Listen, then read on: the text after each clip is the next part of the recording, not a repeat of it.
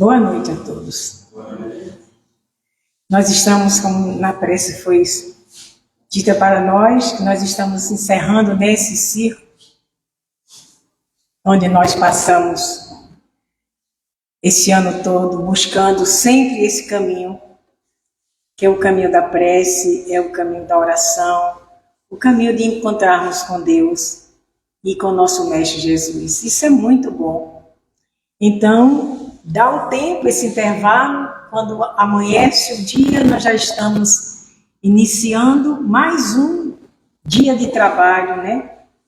De busca, de renovação e de ensino também, porque a vida é um constante ensino e estudar e renovar, mas nós viemos aqui para servir. E nós estamos ainda um pouco distante dessa recomendação do Cristo, que é servirmos com coragem, com determinação e abrir os nossos corações para as oportunidades que nos chegam. Que ela aparece sempre e nós não percebemos muitas das vezes. Ou temos pressa e não conseguimos dar esse primeiro passo, que é para... Hoje não tem desculpa, hoje eu vou servir, eu vou ajudar, e eu vou levar uma palavra amiga, porque nós temos que entender que o movimento espírita somos nós humanos, é a comunidade, somos nós em cada bairro, somos nós em cada localidade, mas o propósito desse movimento, dessa divulgação do Espiritismo, é também para que nós possamos renovar a nossa consciência de que tanto ganhamos e nada damos. Porque quando nós estamos cobrando de alguém alguma coisa que fizemos por ele, nós estamos fora do caminho. Então é por isso que nós temos que entender que a doutrina espírita que consola, que orienta, que ensina, ela também nos conduz ao Mestre Jesus, a esse caminho do Mestre Jesus. E é isso que nós temos que fazer, é isso que nós temos que compreender, é isso que nós temos que buscar dentro do nosso coração, essa certeza. Então, nós vamos falar hoje do capítulo 20, né? É do 20, o capítulo é 20 e o item é de 1, é o item 1, mas o capítulo de Mateus é capítulo 20, versículo de 1 a 16, quando fala dos que são a hora que nós somos chamados, né? Muitos são chamados. E Jesus traça nesse trabalho um questionamento muito importante, que é o trabalho. O que é o trabalho em nossas vidas? Então, é como ele diz, que existia em determinado local um dono de uma vinha, que ele veio para buscar trabalhadores para essa vinha. Ele estava precisando de trabalhadores. Então, por isso que chama os trabalhadores da última hora. Primeiro, ele chamou na primeira hora, que foi aqueles que estavam ali reunidos, e ele pediu, conversou com eles, dialogou e ofereceu esse trabalho para eles nessa vinha e disse que era um dia de trabalho. E também disse para os trabalhadores que era um denário para cada um, para o dia do trabalho, era um denário para o dia de trabalho. E esses trabalhadores da primeira hora foram a trabalhar. Passou algum tempo, ele retornou de novo, na terceira hora, porque ele achou que não estava precisando de mais trabalhadores. E ele chegou até a praça, onde estavam aquelas pessoas que não tinham muita coisa para fazer, e ofereceu novamente o trabalho, perguntando se queriam trabalhar, e eles aceitaram e foram trabalhar. E assim, sucessivamente, até a última hora. Quer dizer que tem a 9ª hora e a 11ª hora, quando ele chamou, que era só uma hora de trabalho, que essa pessoa vinha e ia trabalhar. E foi feito isso. Então, todos aceitaram e E quando termina o turno do trabalho, ele fala, né, com o seu encarregado do trabalho da fábrica e pede para que ele chegue até o escritório onde eles estão para ele começar a fazer o pagamento. E ele diz que viesse primeiro, né, todos eles para começar a dar. E quando ele começa a distribuir o denário, ele dá o denário àquele que fez só 1 hora de trabalho. Todos receberam um denário. O que trabalhou na terceira, na sexta, na nona, e o que trabalhou o dia inteiro recebeu um denário. E um dos trabalhadores que veio de manhã para o turno do trabalho, ele perguntou por quê. Porque ele ganhou um denário, ele só trabalhou 1 hora. Outros trabalharam 3 e nós fizemos o turno todo. Não é justo. Então, é quando ele fala com ele que ele não podia fazer isso. Porque não era dele o denário, não era dele o dinheiro. Ele conduzia esse dinheiro como ele quisesse. Então, ele só diz assim para ele: você tem mau olho. O seu olho não é bom. Assim como o seu coração também não é bom. O que é que ele quis dizer com isso para todos nós que estamos, muitas das vezes, trabalhando e de olho no companheiro de trabalho? Achando se ele está trabalhando menos ou se ele está trabalhando um pouco e perdendo. E também ele diz o seguinte: e às vezes você chega no seu turno normal e aquele que trabalhou 1 hora ou 2 horas trabalhou muito mais do que você. Porque ele entrou para fazer o trabalho e ele deu conta do trabalho. Então, nós temos muito disso. E é por isso que esse Espírito nos mostra, com Kardec também nos mostrando que nós somos chamados a toda hora para essa vinha, para esse trabalho. E nós nunca estamos preparados para ele. Então, nós sempre achamos que somos enganados ou que alguém está a nos explorar. Mas como o mestre falou para ele, né, disse para ele: você, como foi o nosso acordo?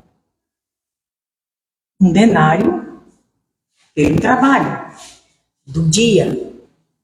E eu fiz justamente o que foi combinado com você.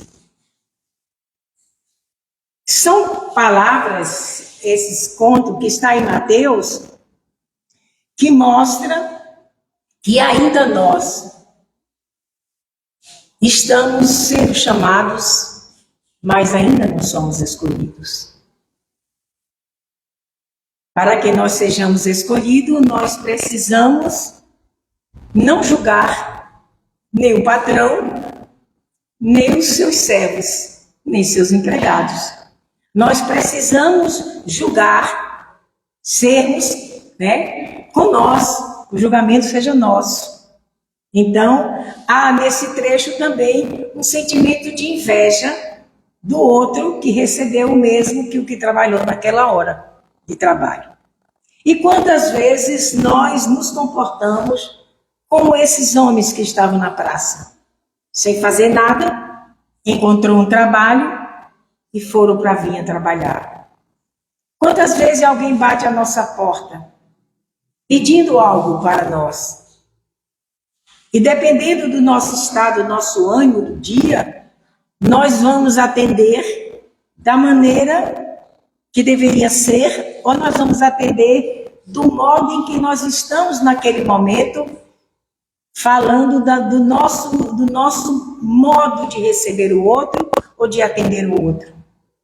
E é por isso que quando Emmanuel fala que nós temos ainda máscaras, e quando ele avisa que nós temos capas que cobrem a nossa deformidade do nosso corpo, a vestimenta, qualquer coisa assim, nos mostra a distância que nós estamos para chegarmos até essa vinha e termos prazer, alegria de estar participando daquele trabalho. É mesmo assim o trabalho da Casa Espírita. E a gente sempre fala, o trabalho da Casa Espírita é um trabalho simples, é um trabalho de ajuda.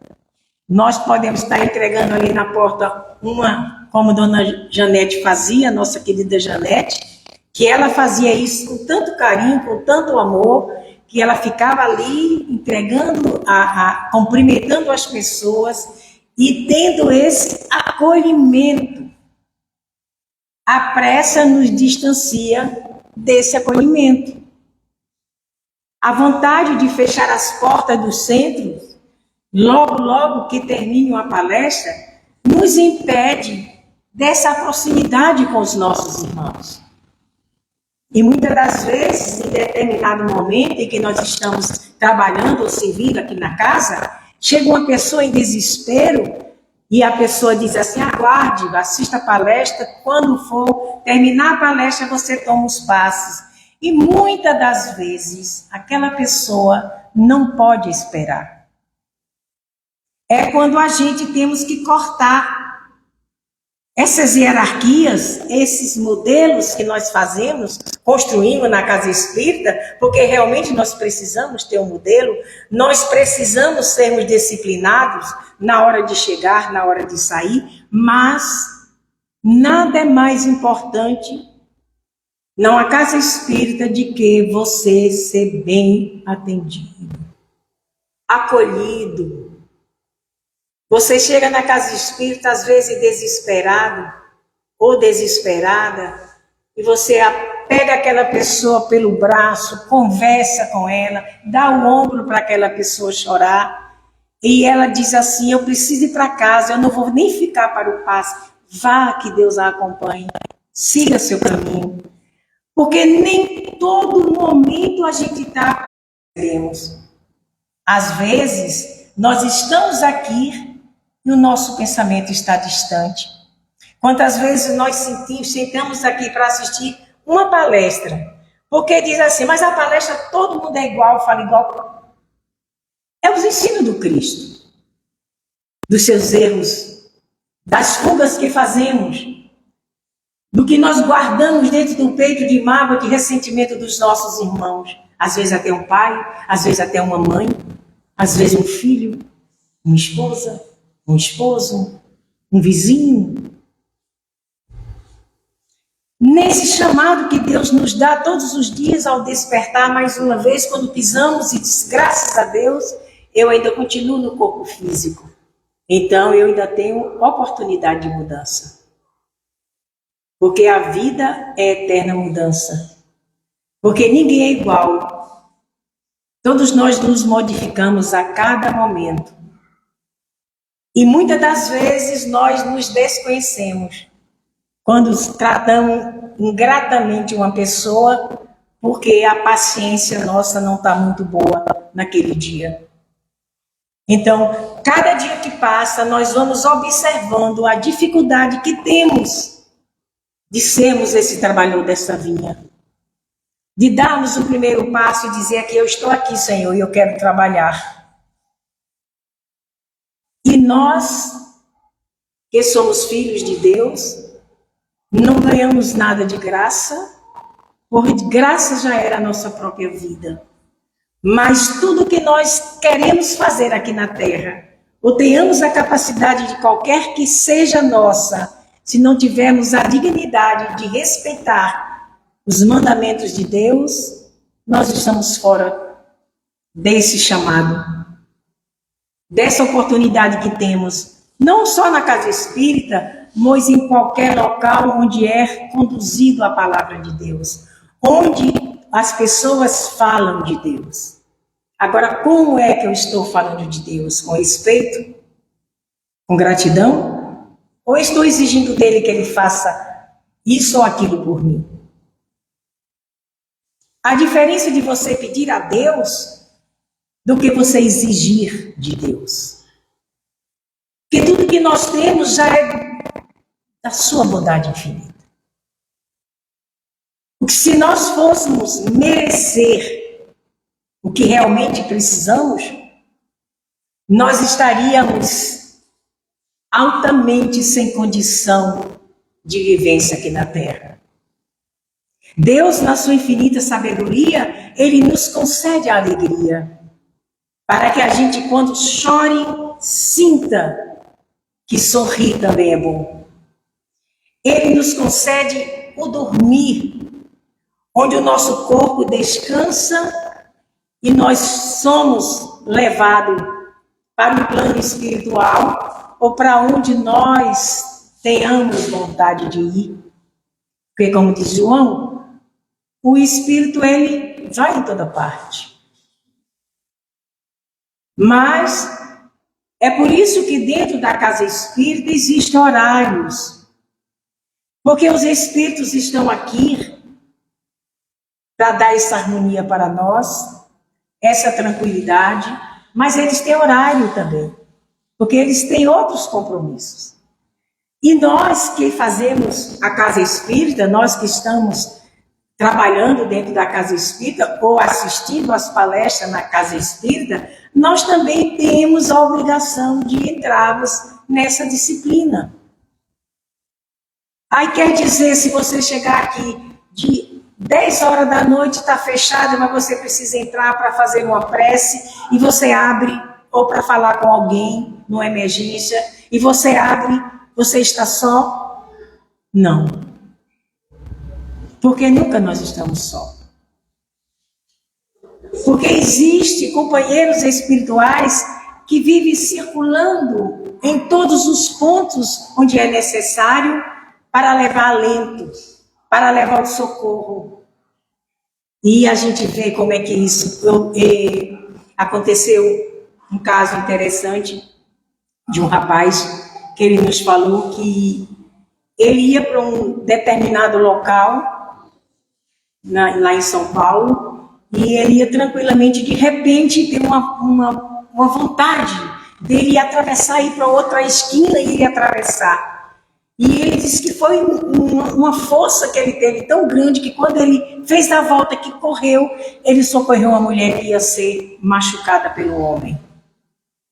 E ele conseguiu salvar essa mulher.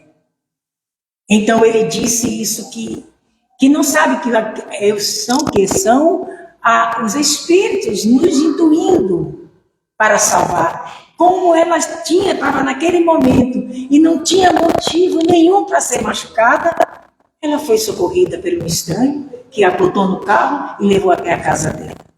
Isso eu vi essa história lá no Hermano, de um jovem rapaz falando para nós.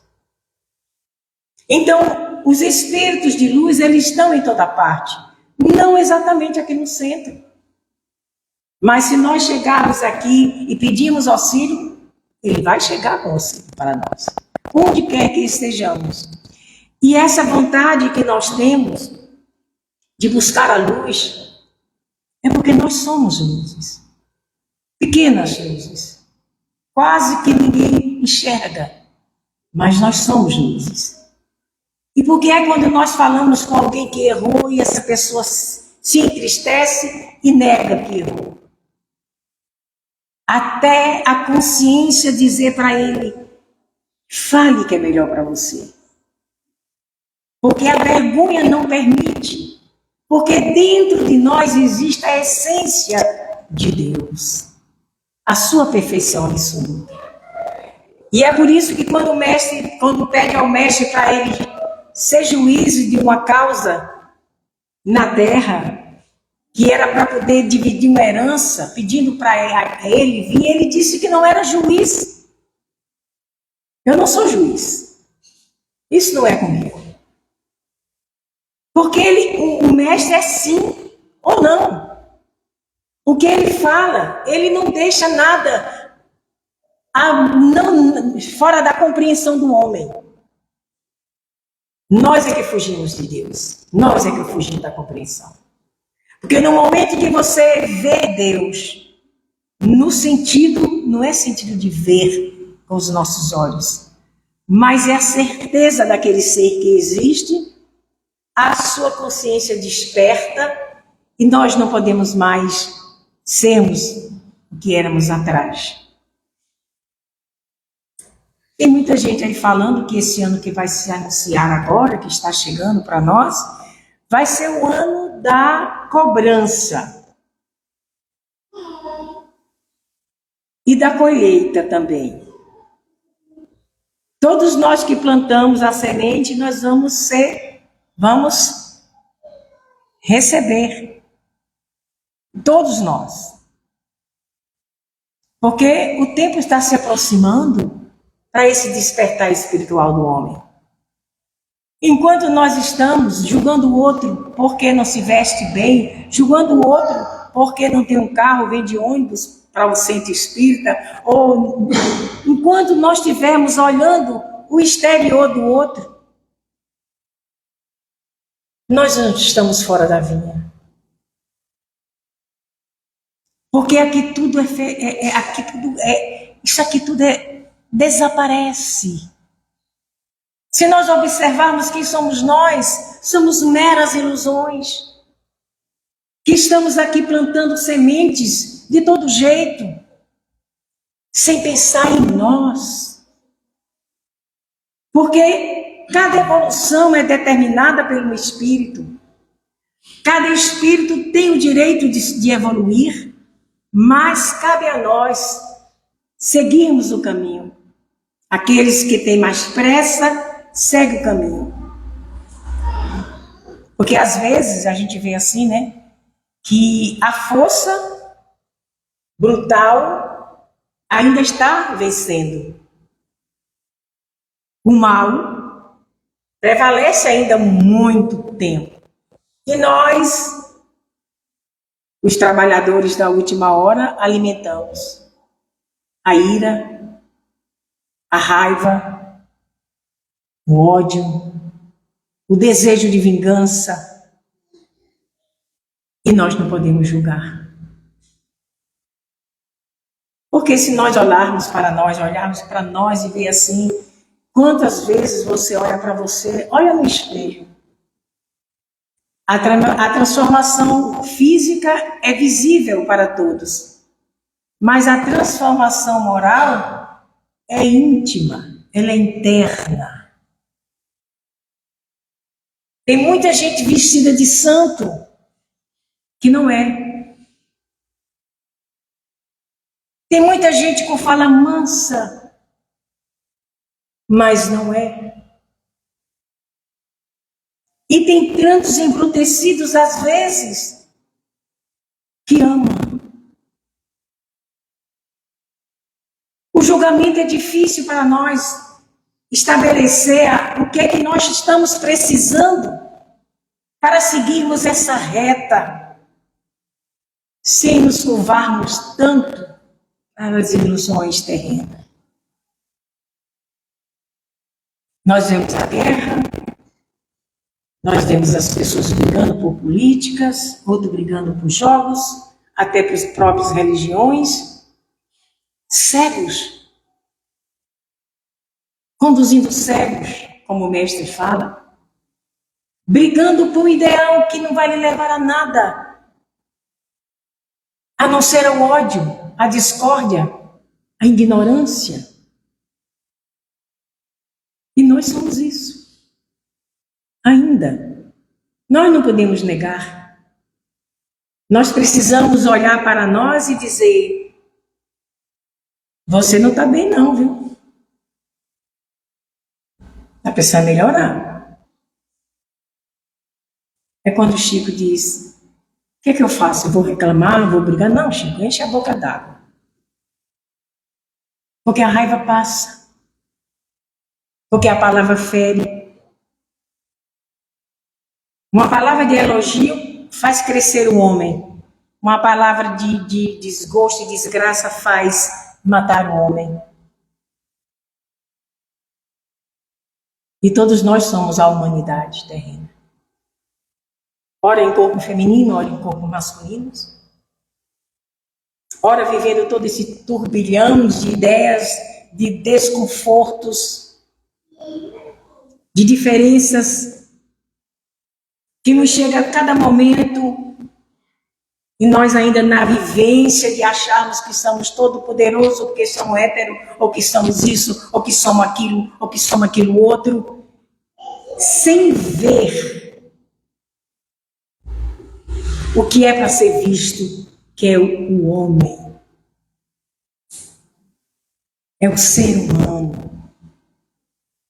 As famílias estão aí sofrendo por causa do orgulho, da prepotência, da vaidade, com seus filhos chegando de lábios pintados, de brincos, de roupinhas, e aqueles machões enveredados pelo orgulho.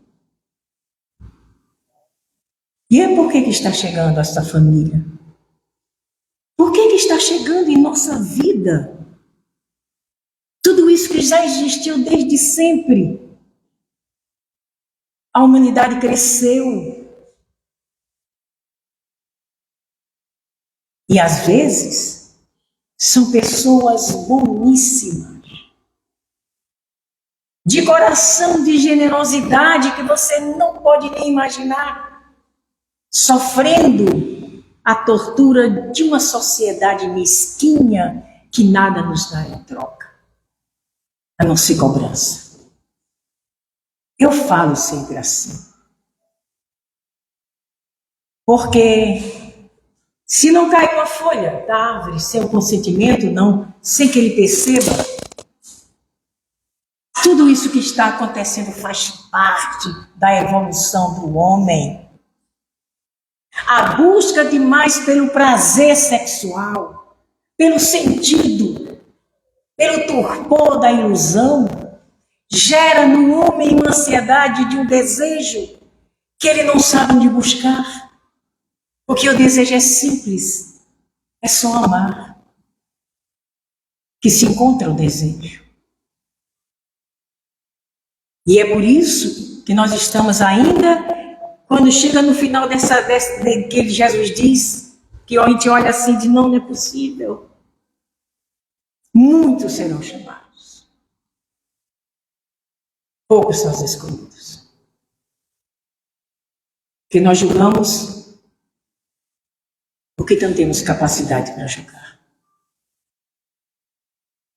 Se você buscar a história do mundo, se você pegar o princípio da civilização, vocês vão ver que quanta dor existia no processo evolutivo daqueles seres. Nós ficamos na superfície. Nós vivemos uma sociedade de superfície. Mas quando adentramos lares mais ricos, mais poderosos, a gente vê a derrota, a pequenez, a dor moral daquelas criaturas. E nós nos iludimos. E é por isso que André Luiz, no livro dele, ele está indo na cidade do Rio de Janeiro, e ele está passeando com o companheiro dele, mais uns grupos que tinham, e vinha com duas jovens conversando. Uma juntinho com a outra, conversando, uma sorrindo muito, tudo alegre, e tinha outras jovens que passavam, se conheciam, se cumprimentam, se conhecem, se cumprimentam e saem. E quando ela sai, a outra que cumprimentou saiu, ela olha para a outra e diz, está vendo aí?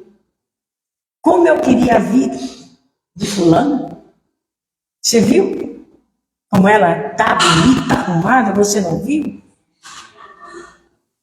Aí André Luiz faz assim. Aquela moça bonita que está ali andando, que elas invejaram, ela está prestes a morrer, porque ela tem um tumor no cérebro. E a outra estava chocando, querendo a vida da outra. Porque não tinha conhecimento da dor que aquele ser estava passando. Nós não podemos mais olhar para aquele que é ignorante, às vezes até de sentimento, e achar que somos melhores do que ele, porque aprendemos alguma coisa a mais. Às vezes, naquele homem, existe tanta sabedoria que você fica observando um palestrar dele com um outro companheiro.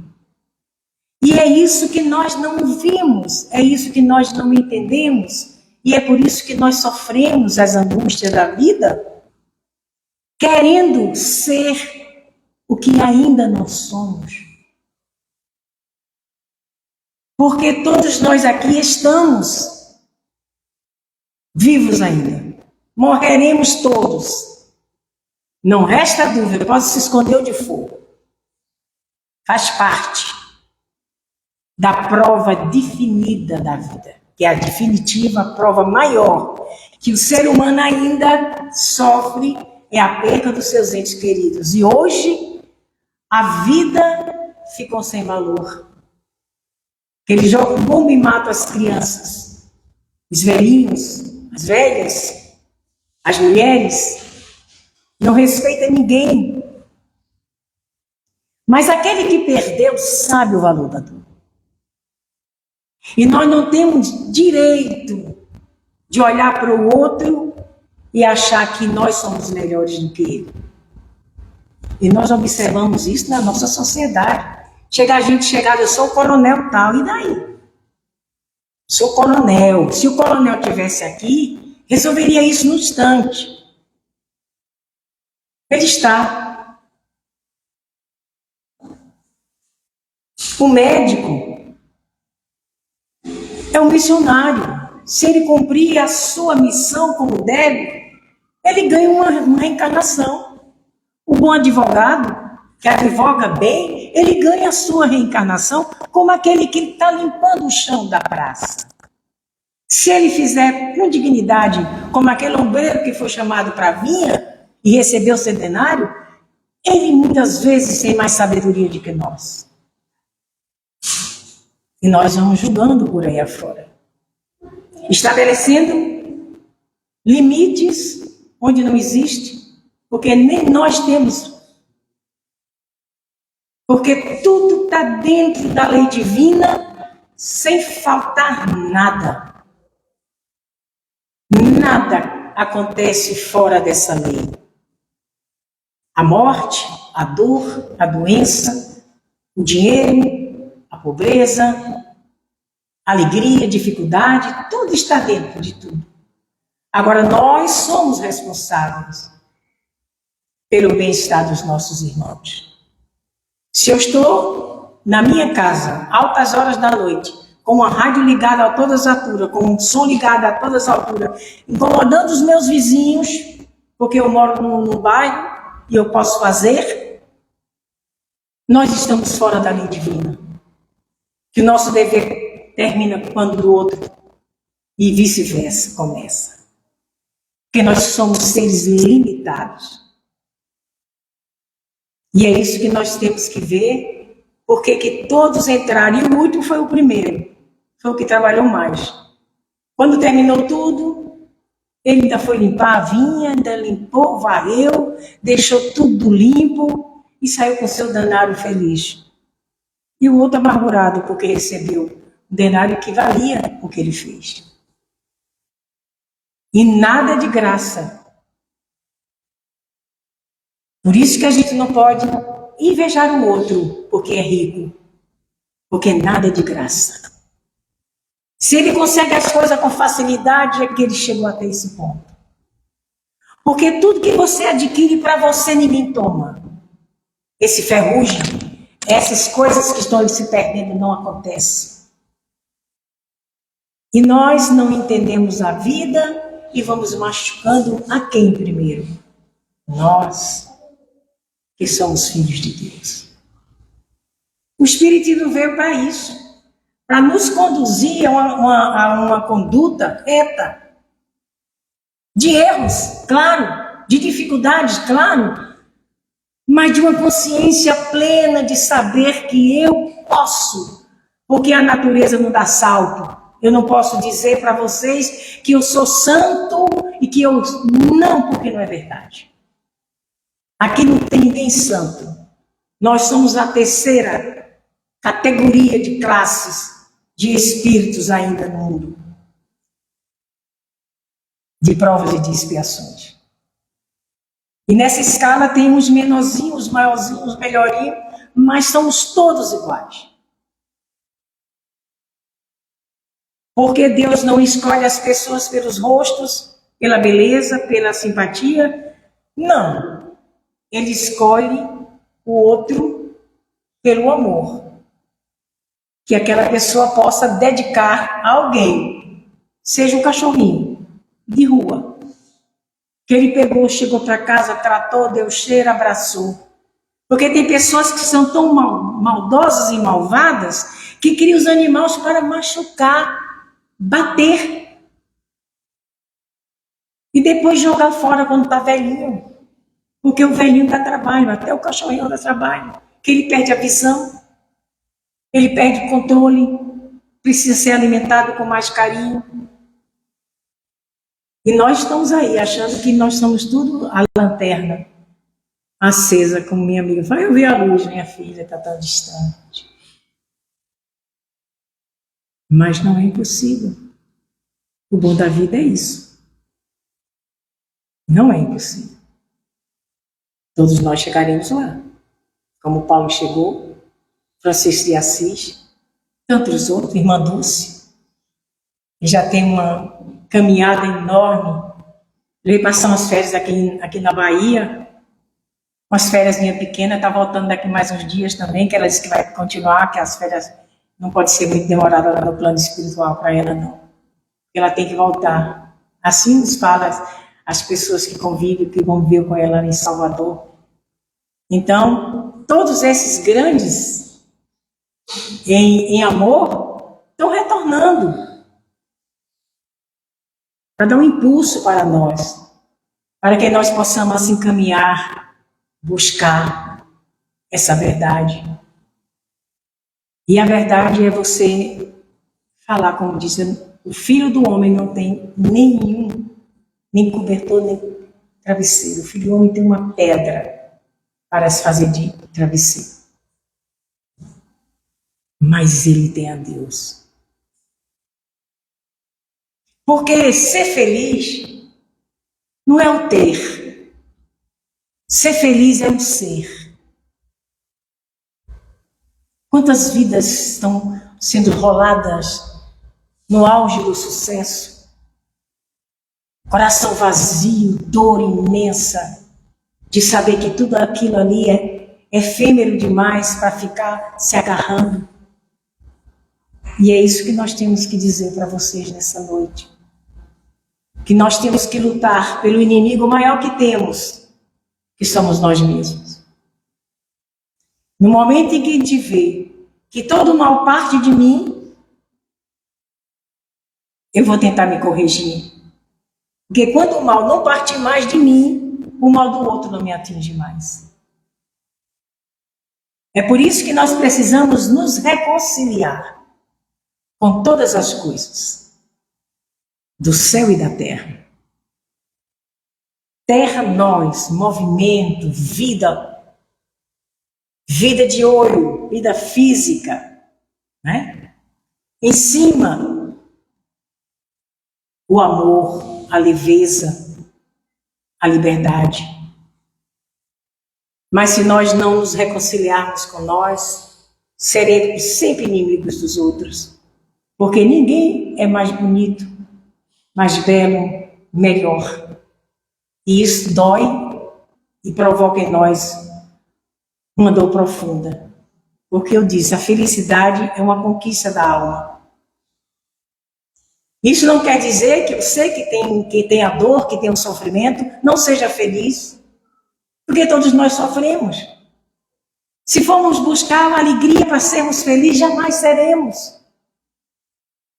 Mas se você buscar você, no âmago do seu ser, nesse lado espiritual, nesse lado psicológico, onde está todo o senso do amor ou do ódio, Aí você vai ver que onde você estiver, a felicidade está com você também, porque você está com a paz. Que Jesus nos ampare a todos.